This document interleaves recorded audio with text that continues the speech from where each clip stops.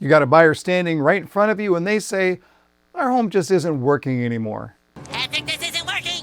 And what do many salespeople do? They nod, they smile, and they rush to show the next model home. But hold on, because what your buyer just told you isn't the problem. It's the symptom. Your job is to uncover the source of the pain. And today I'll show you exactly how to do that with 3 questions that go beyond surface level problems. Welcome back everyone to the 5-Minute Sales Training, where today we're talking about going beyond the surface level pain of your buyers and diagnosing the real problem. If you're enjoying these videos, please let YouTube know. Just hit that like button and the subscribe buttons. Thank you so very much. Every great salesperson knows how to identify pain points, but the greatest salespeople know how to dig one level deeper to find what's really driving the move. Dig deeper here, look inside. So today we're learning how to diagnose like a pro. 3 questions that are going to reveal what your buyers truly need. You ever see a doctor who just nods and writes a prescription and moves on? That's a generalist treating symptoms. But a specialist, they ask those deep, deep questions. They want context. They want specifics. Because the best treatment starts with the right diagnosis. Great diagnosis. I went through this recently with an interesting bout of mold poisoning, of all things. And my general practitioner is like, oh, gee, that sounds bad. Good luck with that. I had to find a specialist who had been through this before in order to figure it out. It made all the difference in the world. Well, you need to look at it the same way.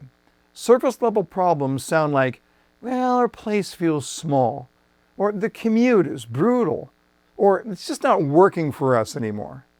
Okay, but why? When did you notice this?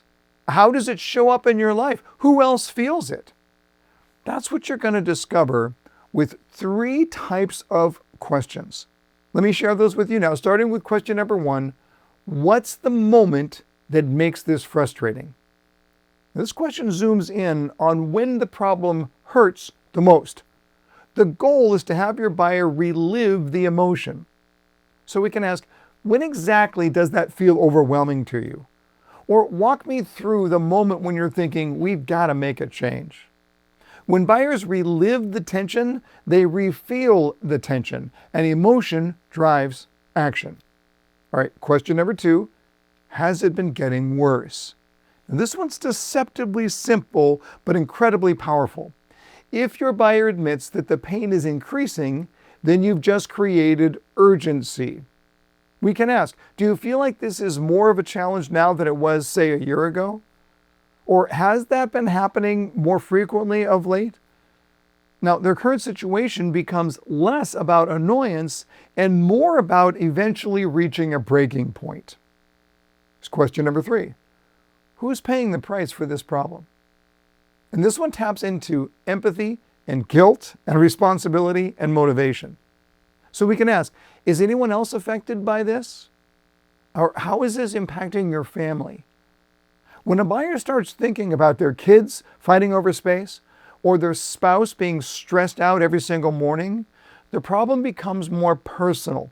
And when it becomes more personal, it becomes more urgent. Now, who has the most urgent problem?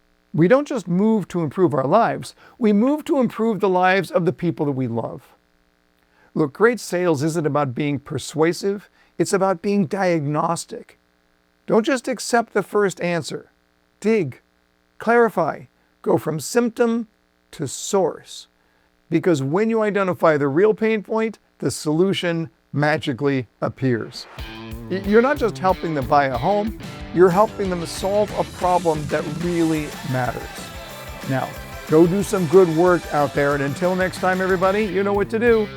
Learn more to earn more.